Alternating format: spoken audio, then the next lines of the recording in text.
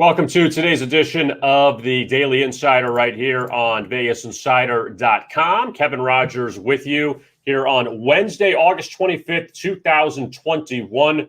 And looking forward to today's show. We'll talk about plenty of Major League Baseball for the Wednesday card. Also, NFL talk as we're almost towards the end of the preseason. The regular season will start in about a week and a half. And we'll talk a lot of NFL today with one of our handicappers here at VegasInsider.com. He is like the trend master on Vegas Insider. It's Vince Akins, and he's joining us right now. And Vince, good to talk to you. It's good to have you here. And just so everyone can be familiar with you and your background as far as the trends that how did you get started at least focusing on that as a big part of your handicapping? Yeah, obviously a long time background in sports and following sports, which I think is important. It's not just, I'm a trend handicapper or what I call systems, but it's never just 100% follow the trends and the systems, right? It's got to be a blend between the analytics and the scouting. Say we were a NFL department here, the scouting side and the analytics side. They both play an important role.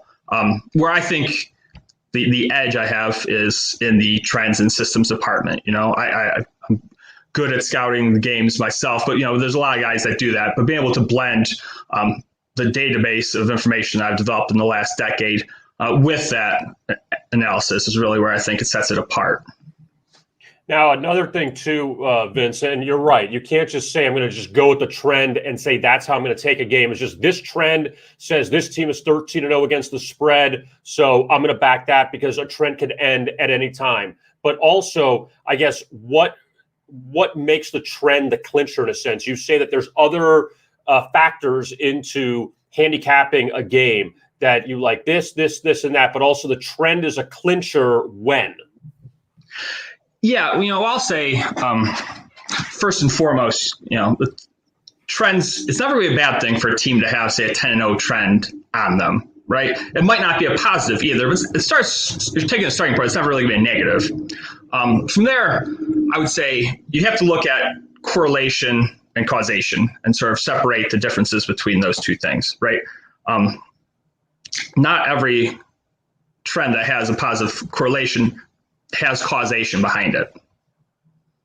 Meaning, it's much better when you can think through the factor of, okay, this team has done this after they've scored one or fewer runs last game, or this team after they gave up 150 rushing yards last game did this. And you can explain to yourself, okay, this is why they're undervalued, or this is why they perform better the next game, then you really have something there. The other thing I would say is, oftentimes it's not just one trend. And, I post different trends, but those have seen different selections I make. Usually they contain somewhere between 5 and 10 different trends and systems. So as good as like a 15-0 trend might be, usually I caution people of using just one trend as a backing of a play. You have to have other factors, be it outside trends and systems, or 7 trends backing one team and no trends backing the other team. That might be a reason to make a play.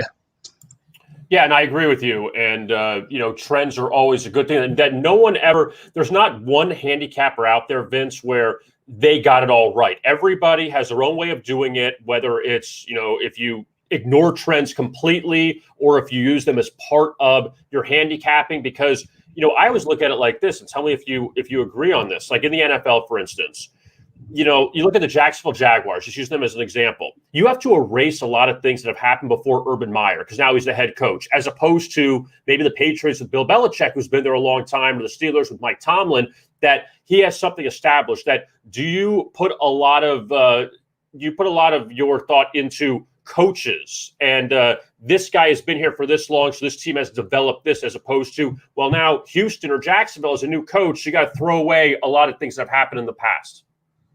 Absolutely. And a big thing I will say is it's a lot easier when you look at trends that are team specific. Honestly, it's a lot easier in baseball and basketball just because of the sample size during the season, and you're having an 82 game or 162 game sample size. So if you're looking at a say a baseball trend that goes back to 2019, that is developed over 400, 500 games with teams played. It's a 12-0 trend. Most of those players were still there. If it's just a season or if it goes back 3 seasons, generally speaking, it's the same team. When you're looking at the NFL and 16-game sample sizes, sometimes that can be tricky. But you're right. A team like the Steelers, there's some great under situations, in particular for the Steelers, that have developed over Mike Tomlin's tenure there. And I'd put more value on that than I would a team that has been changing coaches, constantly changing personnel. Would you say the same thing too, Vince, with like quarterbacks, like a Tom Brady, for instance, that obviously now it's carryover from New England to Tampa Bay, that he has things established, or Ben Roethlisberger and Tomlin have been together for a long time. I know he had Cowher there before, but do you say the same things where, at least in the NFL, I want to focus on the quarterbacks? He's so important, like Aaron Rodgers in Green Bay, that do you look at, you throw out LaFleur, for instance, because Aaron Rodgers has been there for so long, that you would focus more on the quarterback than maybe the head coach in some of those trends? Yeah, absolutely. And that's one of the great things using sports data query language that some listeners might be familiar with, is you can develop player-based trends. And I find, honestly, the most important player-based trends are starter trends in baseball. And I would say the second are maybe a tie between passing trends of certain quarterbacks in the NFL and then star players in the NBA. But yeah, there's definitely more weight to saying, looking at how Aaron Rodgers performs after, say they lost by 10 points last game, or looking at how Aaron Rodgers does after he threw for 350 yards last game, just as an example. Now, are those numbers, Vince, concrete from the standpoint of, you were to say, all right, Aaron Rodgers, 350, he throws for that, but let's say on the final drive they're losing, he throws for 40 yards, they're down 14 or 17 points. Is it the concrete, that's what he finished with, so that's what we're going to go with? Or can you tweak it a little bit and say, all right, he didn't throw for 350, it was kind of garbage time? I mean, do you do that, or you say the only way this trend works is it's got to be the concrete number that he finished with? I will say probably an ideal scenario, an ideal world, you could do a little bit more parsing with those trends. Usually the way that trends are developed is so computer analytically based that it's hard to sort of define some of those intricacies that you're talking about. And that's one of the reasons I say, sometimes you got to take one singular trend with a grain of salt and look at it more of a combination of factors. Another thing, which I'll touch on here, we use what I call systems, which I actually find to be much more valuable than an individual trend. And that's looking at league-wide performance. And so I'd say you can look at how teams have done over the last 5 years after they've thrown for more than 400 yards. And you can look at every single team in the league.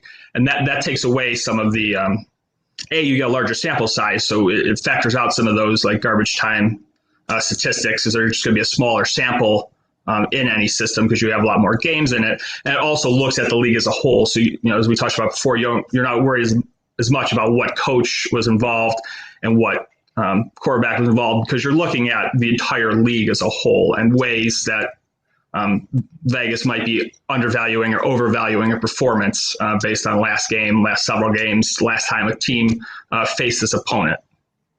Now, I just want to know this just for my own sake, Vince. The difference between a trend and a system is more league-wide and a trend is more team-wide. Is that how you define it? Yeah, that's exactly how I define it. Okay, so as far as the systems go, because like we could say in Major League Baseball, all right, there's been like 8 no-hitters this year, whatever the number is. How does the losing team do after a no-hitter? How does the winning team do after a no-hitter? How does that pitcher do after a no-hitter? Where in the NFL, you say with systems, okay, somebody threw for 400 yards. How does that team respond? You gave up 400 yards. How do you respond? That, again, how far back do you go? Because now in the NFL, we're seeing a lot more passing. We're seeing these guys put up ridiculous numbers. That, do you say it in the last few years or so, or a cutoff, or do you go a little broader than that? I'll say it depends. So the database that we use goes back 32 years now. With NFL statistics, and it differs a little bit by sports. And I do think there's value in not just arbitrarily cutting off a point, say, in most cases. Say you're looking at just certain favorites of a certain amount. I think that that data is valuable. What I will say is that I've been trying to do a lot more recently is when looking at the real long-term systems is basing it on league average. So instead of saying after a team threw for 350 yards last game, say after a team threw for at least 90 yards more than league average last game. And that takes away some of those factors where I think it is a fair sample size then to look back long-term because you're getting, say what 300 yards looked like in 1995 looks like 380 yards passing now. Yeah, it makes a lot of sense because obviously it's got to be adjusted just because of what's happened. Now, I know that in the past that you guys you've had a lot of win total predictions before the season, and now we have the 17 games, so it kind of messes everyone up with that. We're so used to the 16 games now, the 17 games. But is there anything you've dug up as far as win totals for any teams that maybe one or two that you've really got into and you found some good angles on? Sure. Yeah. There's a lot of factors that go into looking at win totals, and something it's a little more difficult than looking at individual games. But there's some things that we can look at as I pull it up here. I apologize. But just some general things that are important factors that have some statistical significance when looking at win totals is as simple as looking at the amount of wins a team had last season versus the 2 seasons prior. And one team I know that stands out in that that points to an under is the Dolphins this year, coming off their big season. Another big factor is turnovers, and there's some interesting things actually. I know it points on to Green Bay and Tennessee, teams that commit very few turnovers the previous year have very strong over performances the next year. And that's almost a little counterintuitive because a lot of people think turnover variance, when you're thinking kind of analytically, you regress towards the mean and commit more turnovers next season. But the data actually shows that it's not the case as far as win totals goes. Now, on the flip side, would you say, because you mentioned those teams, Green Bay and Tennessee, that are going to be there in the playoff discussion, in the Super Bowl discussion, that they're not going to get worse unless their quarterbacks get hurt. But teams that committed a lot of turnovers last year, is it fair to say that maybe it regresses for them, or I guess progresses for them, that it gets better because, maybe they got some bad bounces last year? Would you say that would be the case, that the teams with more turnovers that obviously were probably worse would get better, or you're bad and you're going to keep committing turnovers and it's not going to matter? It is the case, but actually there's a lot more, what I call that regression to the mean, that factors in the win totals when you look at turnovers forced for those teams. And those teams that forced either an extreme number of turnovers last year or did not force very many turnovers at all last year. Those teams tend to regress more towards the mean than turnovers committed, and that has some impact that you see looking at win total data from the past decade or so. Now, have you done a lot with the preseason, or you've just kind of sat back and watched? Because I know it's been a lot of unders so far, and a lot of these teams aren't playing their starters, so we're just kind of getting through these games. But have you been able to actually get any information from these preseason games, or when we get to week one, there's already solid data from the past that you're going to use? Yeah, so preseason specifically, I don't do a lot personally as far as individual game handicapping because we don't have a database developed for preseason games. So that eliminates a lot of that. As far as the actual value of preseason games, yes, I do think there's value, and I'm following along and tracking just like everyone else. I will say, I think last season's data and honestly win total data is more important looking forward to the early weeks of the season than preseason performance.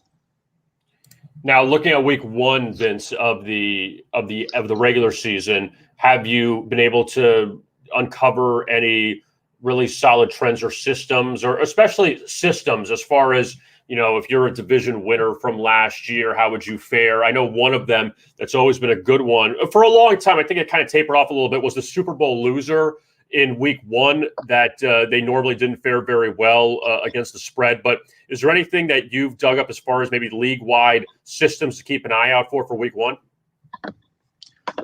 Sure. And I'll point out one generally here. We have several week one systems. You do make a good point here that week one's really a unique animal because you're not looking at previous game data, and previous game data is usually the most important aspect, I would say, of the advantages you get, especially specifically in the NFL. One thing I'll tell people to keep an eye on, and this honestly changes a little bit this year because of the 17-game schedule, is to be wary of teams that are favored that have low totals or low win totals coming into the season. Is one that has been successful for several years, and should be active on a few teams here week one. I know a couple of those lines are still right around 2-3 points, but assuming a few of those teams are favored week one that have lower totals, that's a situation to capitalize on early in the season. Because I'm looking at a few of these teams, Vince, just throwing it out, because you have some not so great matchups in week one, like Panthers, Jets. Carolina's favored, and they could finish in last place of the NFC South. The Falcons are favored against the Eagles. The obviously Jacksonville against Houston. So there are even Denver against the Giants. Like, there's a number of teams that aren't great. I know they're not playing great opponents, but there's a number of teams that, you say, all right, they're favored. Somebody's got to be favored in the game, but how much faith would you have in those teams laying points out of the gate? Exactly. Those are the exact teams we're talking about there. And I know you might think, they're laying 2 points, they're laying 2.5 points. How much does that really matter, particularly if they're at home? Well, that's why it's valuable to be able to look at data's worth of data to tell you that, yes, that is meaningful, even though it's just 2.5 points, at taking the points. Obviously, when a low win total team is favored in week one or week two, they're playing a team that has a low win total naturally. Yeah, and I think that week one, I'm not breaking any news here, Vince. I think it's just incredibly difficult to handicap. When you post picks or if you enter any of these contests out in Vegas, I just think it's there's just so much to look at, but so little to go off of. You know what I'm saying? That the situation in Houston, you don't know if Deshaun Watson's playing, like we think that he's not, but also Trevor Lawrence hasn't played well for Jacksonville. So how do you really make an argument for either team? Do you throw some of that stuff out and say, okay, this trend or this system is solid, I'm going to go with it? Or again, I know you said at the beginning that it's not all about the trends, that you have other things you look at, but would you say that you have to maybe use a trend as a tiebreaker on something, or that's not enough? That if Trevor Lawrence isn't good right now, I'm not going to back him because this trend says to take Jacksonville. Yeah, I would say that that you got to weigh the factors, and I tell people, again, one trend, one system that doesn't necessarily need to be your end all be all, and even if the system says play on and it's a good system you really like, it doesn't mean that you have to take every single time it plays. That's the thing where if you're not comfortable with Trevor Lawrence and Jacksonville week one, don't take him. Sometimes you can use systems or trends as a way to discourage plays, actually, which I know sounds a little counterproductive to what we do. But say you go in, you have a few teams you like, you think there's value on, that's say Houston week 3 +3 week one, or Jacksonville -3, either way, and you see a couple of systems and trends against that, that might lead you to a place where, okay, I'm gonna stay away from that game and look elsewhere. The eye test, the value in my, what I'm seeing points me in one direction, the trends and systems point me in another way. So I just decided I'm going to not play that game. Have you, I'm sure everyone's done this over the years, Vince, but have you handicapped a game where you haven't looked at the trends, you look at other factors, you like this one side, and then your system or your program, I should say, digs up these trends and you're like, oh, so-and-so is 0-12 and this, and there's like two trends that go against you. You're saying, wow, I don't like it anymore. Or you just say, no, I'm going to throw the trend out because I like this side just because.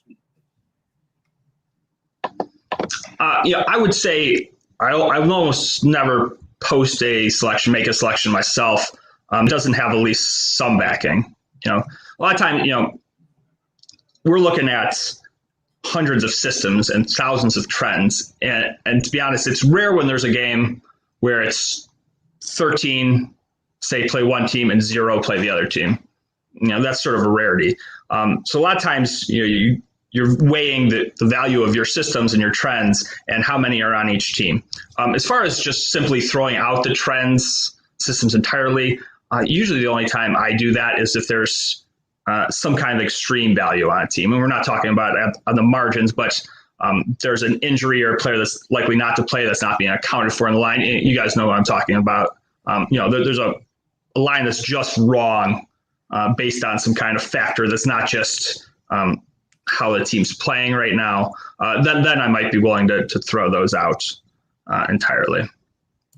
Now, I want to get your thoughts, just because you're up in Ohio, on the Browns this year. And we saw what they did against the Steelers in the wild card round, and a great performance in the first quarter. They end up knocking out the Steelers, and then they end up losing to Kansas City in the game Mahomes got hurt in.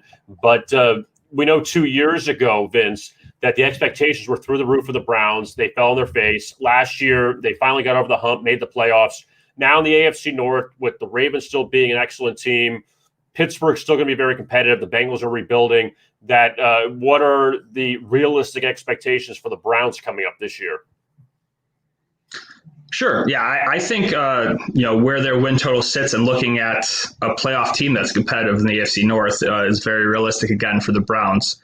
And the biggest thing is continuity. Even 2 years ago, there wasn't the same continuity in the roster that there is on the offensive side of the ball this year, and there was a different head coach. And that's a huge factor.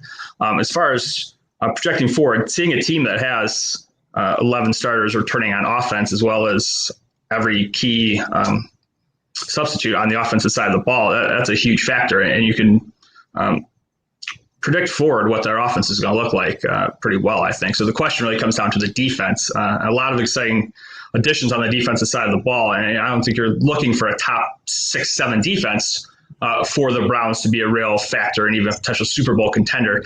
But some of the guys they brought in, Jadeveon Clowney, Anthony Walker, for those guys to push the Browns more towards the average to, say 11th to 15th ranked defense on the league, then I think they can be a real contender this season.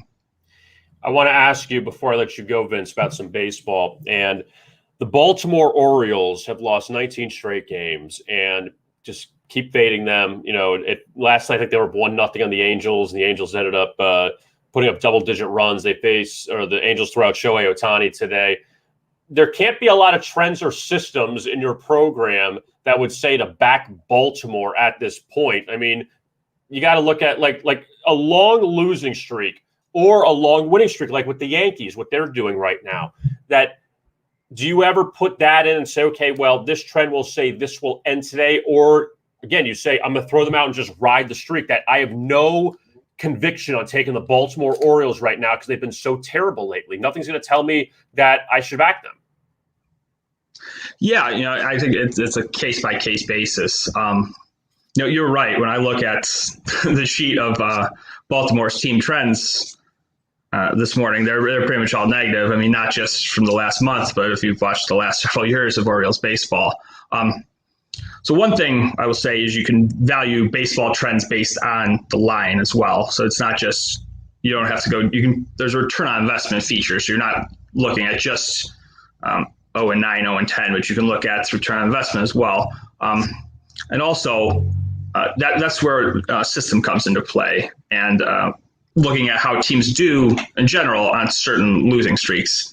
And actually, it's not, when you get to the kind of streak that Baltimore's on here, 19 games, you're not getting a lot of sample sizes. And just knowing offhand here, looking at teams that are on long losing streaks, there's usually not a lot of value either way, just looking at that. But winning streaks is actually a different story, and teams do tend to be overvalued when you're talking 8-game plus winning streaks, which is something interesting because you look at those the trends for the team and they're all looking positive, but you can look at how for the last 15 years teams have performed relative to the line on winning streaks, and you see that there's actually value going against them, even though in the aggregate they're still above 500 record-wise.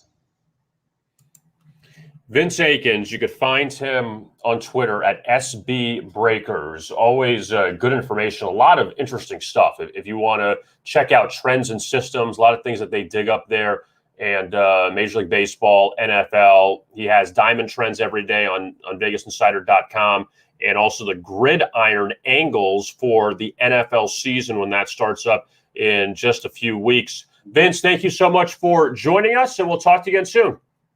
I appreciate it. We're all looking forward to college football and NFL season here, just a couple weeks away. Yeah, we're right there. And we'll talk to you again soon and have you back on the live stream, okay? Absolutely. I appreciate it. Take care, Kevin. All right, you too. Thank you. And Vince Akins joining us right there. And look, those streaks, the Baltimore Orioles, who have lost 19 straight games. We'll get to them in just a little bit. But my goodness, like that's not very easy to do. And when I saw the, I think Sports Center or something, they put out a tweet that the longest losing streak in modern day baseball is 21 games by the Baltimore Orioles in 1988. That it's not that easy to almost duplicate your own franchise's losing streak, or having a 19-game losing streak. It's not the longest losing streak in franchise history. That's pretty hard to do. So, the Orioles, they face Shohei Ohtani tonight, and we'll take a look at that game coming up in just a moment. But first, we will take a look at some of the games inside of Major League Baseball for this afternoon. And the Rockies and the Cubs, they actually play a doubleheader coming up at Wrigley Field. They got wiped out earlier, or last night, I should say, and now they're going to play 2 in Chicago, just like Ernie Banks said, let's play 2. Now, the reason why there's a little bit of difference here, let's start with this, Rockies and the Cubs. This game begins at 2:20, and originally, at least before the live stream even started, it was German Marquez and Zach Davies in game 1.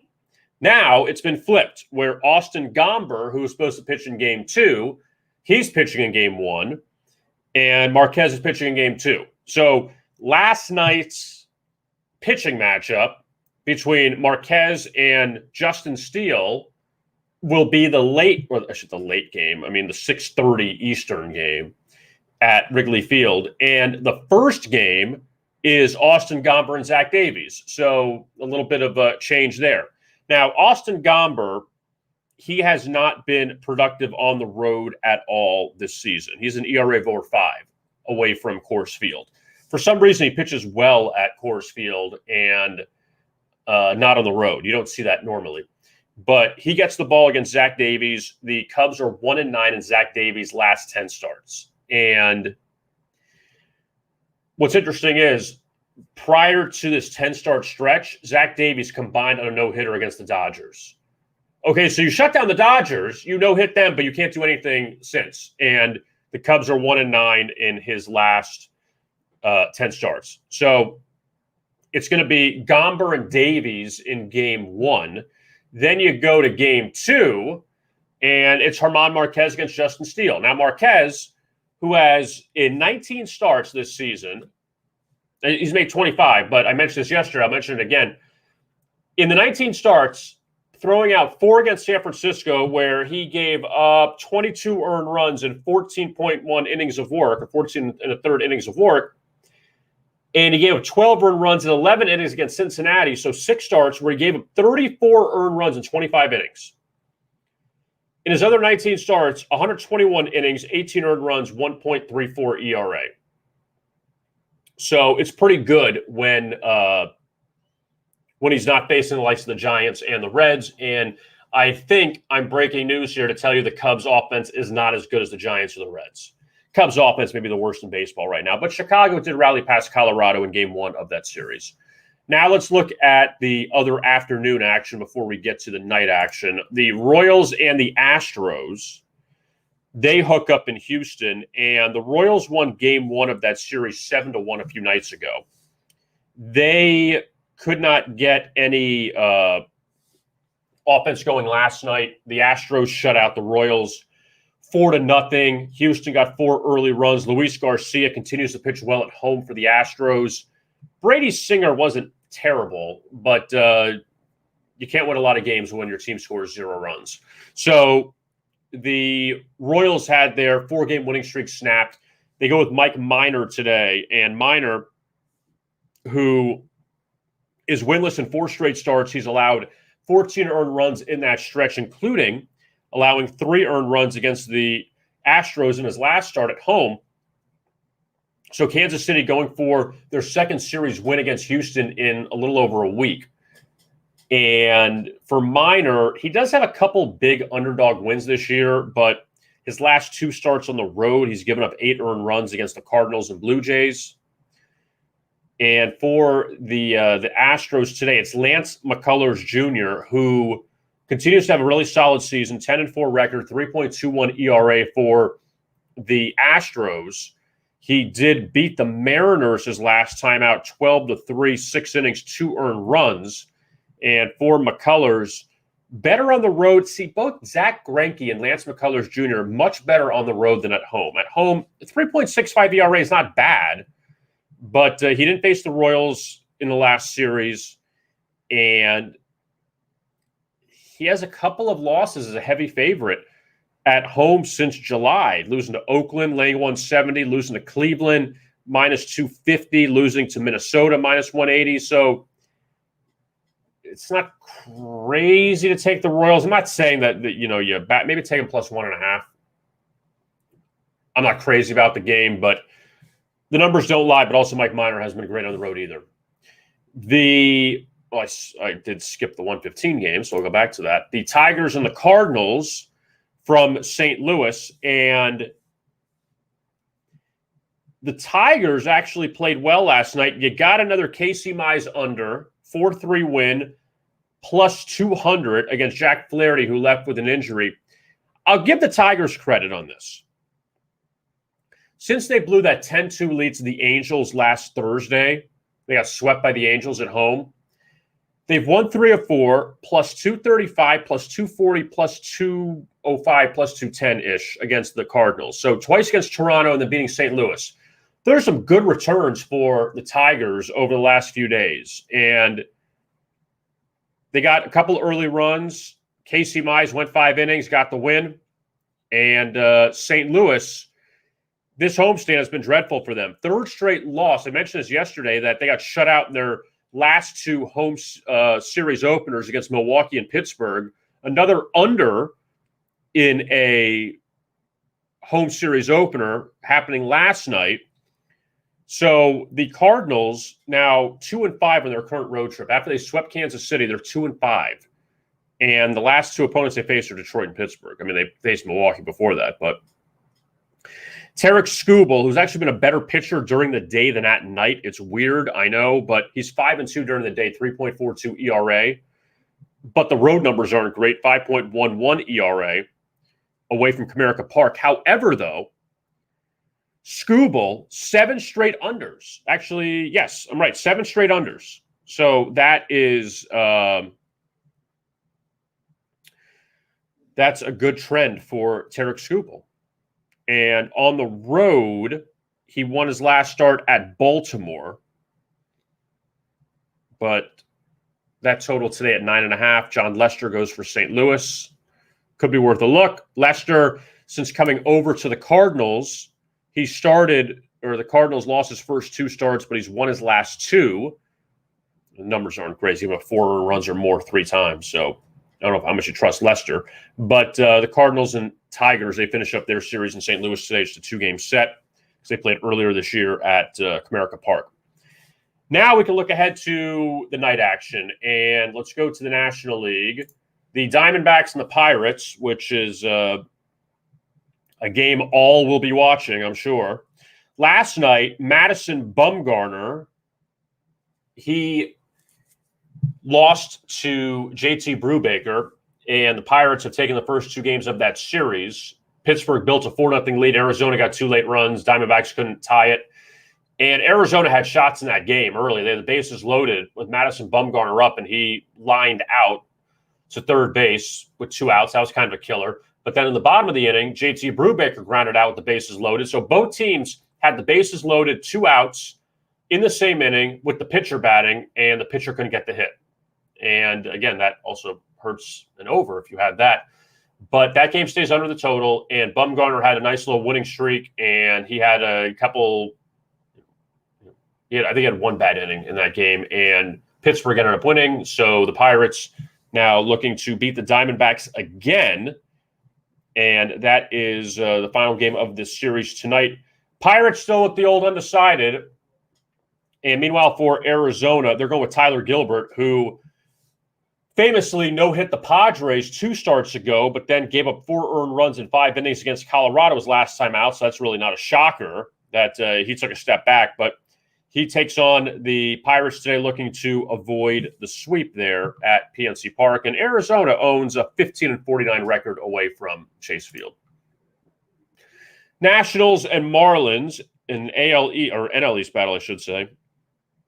And Washington, I told you this one yesterday. I should have played it. I didn't. But Eric Fede, who this guy, I mean, if he just faces the Marlins, he's going to be like Max Scherzer. He really will be. 6 1/3, 10 strikeouts, 1 earned run, a 5-1 win for the Nationals last night. He his last 3 starts since last year against the Marlins, he's totally shut them down.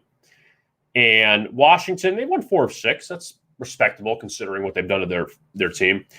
So the Marlins tonight, they throw out Edward Cabrera, who was making his major league debut from the Dominican Republic, and a lot of high hopes on him for the Marlins and in the future. Josiah Gray, picked up from the Dodgers in the Max Scherzer deal. He's so far 0-1, 3.90 ERA, but picked up a no decision his last time out against Toronto. 6 innings, 2 earned runs. You know what? Since coming over to the Nationals, he's made 4 starts since getting traded for Max Scherzer and Trey Turner. The Nationals are 2-2 in those games, but these numbers, though, he's gone at least 5 innings all 4 times. He's allowed 2 earned runs or less 3 times. Has allowed 5 home runs the last 2 starts. Did face Atlanta and Toronto, facing a much weaker lineup in Miami.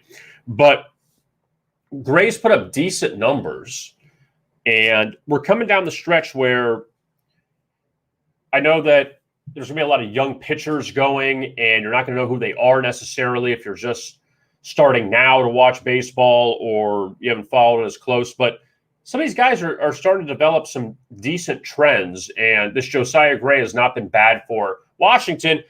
He's been better than Patrick Corbin's been this season, and Washington doesn't really have a lot in their rotation right now. So they're depending on the likes of Eric Fede and Josiah Gray to be their saviors. Since Scherzer's gone, Strasburg's hurt, there's not a lot left there. And the Marlins, they've lost 8 in a row. And they have 2 runs or less in 5 of those games. So, yeah, he's not facing the Braves or Blue Jays tonight. The next game on the board, Giants and the Mets up at Citi Field, and San Francisco slapped down New York last night. The Giants have 20 more. The Giants, if they were in the same division as the Mets, they'd be up 20 games on them right now. 8-0 win for the Giants last night. Pretty embarrassing effort by the Mets. First game back from their long road trip. And again, the Mets right now running through some quicksand because they face the Dodgers, Giants. That's what 4 straight series for them. And we know their offense is dreadful. Tyler McGill, who shut down the Giants last time he faced them at Oracle Park, he was racked last night by the Giants. And New York right now, 6-1 to the under last 7. They throw out Taijuan Walker. It's really interesting tonight because Walker is winless his last 6 starts, but he's been really good at home this year. Even though the Mets were 8-0 in his first 8 starts at Citi Field, they're 0-3 his last 3. He didn't face the Giants in the last series in San Francisco. Johnny Cueto takes the mound for the Giants, and he's been out for about a few weeks, but he's back now. Giants are 1-4 in his last 5 road starts. They did win his last start, which came at Milwaukee, and the Giants rallied in that game. I do kind of like the Mets in this game. I think the line kind of tells you maybe the Mets are the look, but cross your fingers if you're taking the Mets.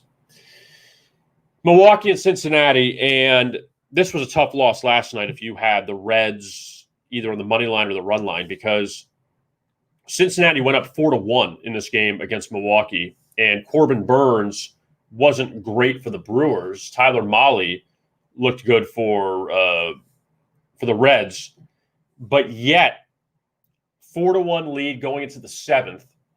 Brewers get 4 in the bottom of the seventh, 2 more in the eighth. So if you had Milwaukee run line, congratulations, you got a little bit lucky. Mahle had 8 strikeouts in less than 6 innings of work. Burns 4 earned runs in 6 innings, but the bullpen helped shut it down, and the Cincinnati bullpen gave it away. So the Reds had their 4-game winning streak snapped, and now they go to Luis Castillo tonight. And Castillo, who had a terrible start to the season, was on fire for a while, and then kind of tapered off a little bit, did win his last start against the Marlins, 7 innings, 7 strikeouts. And now Castillo, he faces the Brewers once again.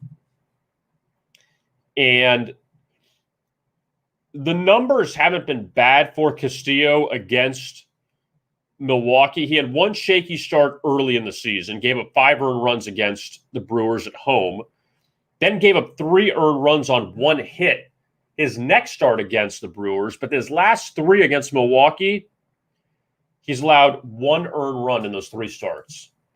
And now you're getting him at a nice plus price. And he's opposing Brandon Woodruff, who was in Cy Young contention. I mean, he's still a quality pitcher, but 7-7 record, 2.48 ERA. And in his last 8 starts, the Brewers are 2-6. So that's not going to help your cause at all, where he's given up 3 earned runs or more in that span 4 times. You don't win Cy Youngs by doing that. Gave up 6 earned runs at St. Louis his last time out. And Woodruff on a 3-start over streak. He's actually been, he was a really good under pitcher on the road. At home, it was kind of up and down. But the last time he faced the Reds at actually in Cincinnati, 5 2/3, 2 hits, and it was a 7-4 win for the Brewers. Much better home numbers than road numbers. But, Castillo's been pretty good against them. You just kind of wonder how Cincinnati's going to bounce back after blowing that 4-1 lead last night. Dodgers and Padres in San Diego, and Walker Buehler goes up against Blake Snell. Now, Blake Snell has had the Dodgers number over the last, this season and last season when he was with the Rays against LA in the World Series. 1 okay start, and then he was great in Game 6. But then, famously, Kevin Cash pulled him, and the Dodgers rallied back, and they beat Tampa Bay and ended up winning the World Series. But Snell's numbers still really good at home, really good against the Dodgers, but he opposes Walker Buehler tonight, who will probably win the Cy Young in the National League. 13-2 record, 2.11 ERA. Buehler has not faced the Padres since early in the season. He went against Ryan Weathers, in fact, in both those games. So he's going up against now a Cy Young type pitcher, or at least at one time, Blake Snell, as opposed to Weathers, who is a back of the rotation guy if you're lucky. And in 2 starts, 4 earned runs in 13 innings, 13 strikeouts for Buehler. And the Dodgers 8-2 this year in Buehler's 10 road starts. One of those losses came in extra innings to the Cubs. So LA won last night 5-2. They've been on fire. Padres have gone the opposite way. And I know you're getting Blake Snell as a home dog tonight, but I still don't know if I trust it. In the American League, I don't even know what to say about this game, because Baltimore, they have lost 19 straight games. All right. I have to sit and take a breath for a second. Baltimore, after the All-Star break, was 10-5. Then they have gone on to lose 19 straight games. I don't even know how that's possible. Now, they played the Rays a lot. They played the Yankees. They played, the Braves. They played really good teams during the stretch. And now they get the Angels, who were just swept by The Indians over the weekend, and LA went in and beat Baltimore last night, and then the Angels get to face a potential MVP candidate in Shohei Ohtani tonight, where Ohtani's laying over $2 against the Orioles. You can't even take Baltimore plus 1.5. There's no faith in them at all. You have no faith in this team. And Ohtani's been great. He shut down the Tigers his last time out. Is this a mistake? It feels like Baltimore at times. Do you remember Baltimore swept Boston to begin the season at Fenway? And they won 10 of 15 after the All-Star break. They're 38-86. You have this season. This just shows you the haves and the have-nots. The Orioles are 38-86. The Diamondbacks are 42-85. The Pirates are 46-80. The Rangers are 44-81. I don't remember having four teams that got awful in the same season. Maybe one or two, but to have four teams that will no doubt finish with 100 losses. Well, the Orioles are 14 losses away from 100. But is there any way that none of those teams don't get to 100 losses? Diamondbacks and Orioles right now, the leaders in the clubhouse. Texas with 81 and Pittsburgh with 80. You don't think Pittsburgh loses, what was that, 126? So 36 games left. 36, they would have to lose 20. So they have to go 16-20, which is a higher percentage than what it is. Like, they couldn't even play that well to get to 15 if they were 15-19. Right? Did I get that one right or no? No. 17-19. 17-19, they'd have to go. Good luck. You're not going 17-19 down the stretch. Please. You're not going to play Arizona anymore after this. White Sox and the Blue Jays last night. Remember I mentioned this? It's either one or the other. Something was going to continue. Either Jose Barrios was going to get knocked around by the White Sox again, or Dylan Cease was going to continue stinking as a road underdog. Well, that one went out the window because Cease pitched really well. But Jose Barrios gave up, 4 runs in the first inning, and the White Sox beat the Blue Jays. So Barrios continues his struggles against Chicago. Now it's Lucas Giolito and Robbie Ray on the mound. Pretty good pitching matchup there in Toronto. That's a night game tonight. And the Blue Jays are obviously running out of time to try to make any kind of playoff push. The White Sox are in control of the AL Central. They'll win it pretty soon. But a much-needed win for Chicago last night, ending a 3-game losing streak. Vlad Guerrero Jr. was up with the bases loaded against Liam Hendricks in the 8th inning and grounded to a double play. So Toronto almost snuck that one out, or made it really close, or could have. I mean, if Vlad got a base hit, it made it 5-4. But Giolito at 9-9, 3.77 ERA. White Sox just 2-4 his last 6 starts. But he has given up. See, I think he's had some bad luck during the stretch because Giolito has allowed 2 earned runs or less 6 of the last 7 starts. The only time he got lit up was against Kansas City as a minus 275 favorite. So in reality, Giolito may not have the wins to show for it, but the numbers, he's pitched well. He's just not getting a lot of luck. He really isn't. So maybe he's worth a look tonight. Robbie Ray, he ended up getting a no decision. He pitched well his last time out. It wasn't his fault. 8 innings, 11 strikeouts, 1 earned run, but the Tigers beat the Blue Jays in extra innings 4-1. He was laying 260 against Detroit.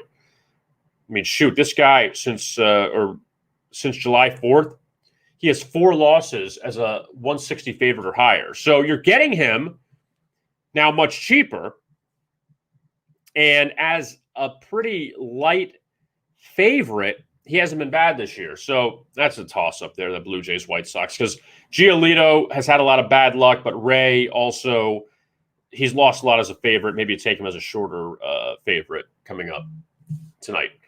Twins and the Red Sox in Boston at Fenway, and the Twins jumped out to an early lead last night. Boston rallied back. They won 11-9, and at least there was no BS with the total. Total of 10.5, hit 20. So you can't really blame any kind of bad luck on that one. The Twins, they've lost 4 straight, and Bailey Ober goes for Minnesota tonight. Hasn't been bad of late. The Twins are 3-1 his last 4 starts as he faces the Red Sox. And Nick Pivetta goes for Boston this evening. Pivetta actually, he was all right for a few starts, and then the Yankees got to him early, 4 earned runs in less than 2 innings of work. And the Yankees ended up beating the Red Sox 5-2. But Pivetta, though, on a 5-start under streak and 7-1 his last 8 to the under. But it's the Red Sox. It's Fenway. I don't trust it. I do not. All right, 2 games to go. Rangers and Indians from Cleveland. And the Rangers ended up beating Cleveland last night to pick up their 16th road victory of the season. 16 road wins. That's embarrassing beyond belief. But they were plus 150, and they've won 2 of 3. They should have won all 3, but they're playing a little bit better. That's the key, just a little bit. Not a lot, but a little bit. So Zach Plesac, who is 7-4 in the season, 4.87 ERA, overs in 5 of his last 6 starts and 9 of his last 10 dating back to May. Actually, 8 of 10, excuse me. So Plesac has been a good over pitcher. That total 9. And he faces Texas tonight, coming off no decision his last time out against the Twins. Gave up 5 earned runs in that start. And for the Rangers, Jake Latz takes the mound. And for Latz, this will be his first start. He's a lefty. So good luck with that one. And Cleveland, obviously, a heavy favorite. Last game to look at, the Rays and the Phillies in Philadelphia. And, of course, the Phillies came home from their road trip last night, and they end up losing to Tampa Bay 3-1. Low-scoring affair, but the Phillies, who, again, need wins desperately. They took 2 of 3 at San Diego, but they have definitely gone the wrong way since winning 8 straight games. And Ranger Suarez pitched well. Nelson Cruz had that big hit to give the Rays the lead when it was 1-1. He had a big hit. He was 3 for 4 last night. And unfortunately, the Phillies offense just reverted back to their ineptitude, which we saw in Arizona, where they scored 2 runs in each of the 3 games out against the Diamondbacks, from which they lost all of them. Now, Tampa Bay tonight, they sent out Ryan Yarbrough, and the Phillies go with Zach Wheeler. And Wheeler, who was laying nearly $2 his last time out, gave up 6 earned runs to Arizona. That's a little misleading. I mean, he gave up the runs. A little misleading because 5 of the runs came in the 7th. That was a 1-0 game going to the bottom of the 7th. That was opposite Madison Bumgarner. But Wheeler, though, has still been good at home, 6-4 record, 2.25 ERA, but he's not going to win the Cy Young. He's given up 4 earned runs, 5 times since July? 5 times he's given up 4 earned runs or more. That's not going to win you a Cy Young. It just isn't. And Ryan Yarbrough goes for the Rays tonight. We'll see how long he goes in that one. So that's the look at Major League Baseball for today. And obviously no NFL coming up later in the week. We'll talk some more. Actually, got some college football as well. You know, we have the week 0 games coming up. Nebraska, Illinois highlights it coming up on Saturday. And then we start with college football. I mean, I know this is the start here, but, you know, the official week 1 start next Thursday, handful of games, then Friday, Saturday, Sunday, you have Notre Dame, Florida State, and Tallahassee. Monday is Ole Miss and Louisville. Lane Kiffin, we'll see what they do in that contest. And that game in Oxford, Ole Miss laying nearly 10. Florida State getting a touchdown at home, Notre Dame. Kind of interesting. But, yeah, so that's the look at college football. And then NFL preseason wraps up this weekend, thank God, and we get to the regular season of the NFL. I am Kevin Rogers. You can catch the Daily Insider, in case you missed it, on our homepage. You'll find it there, the Daily Insider. And you can also see it on our YouTube channel at Vegas Insider as well. And that's where you can find it in case you hopped in late. My thanks to Vince Akins for joining us. SB Breakers, you can find that on Twitter. And we'll be back with you coming up tomorrow with another edition of the Daily Insider. And we will have that for you coming up tomorrow at noon Eastern. So don't miss that. I am Kevin Rogers. Thanks a lot for watching. And as always, best of luck with your bet.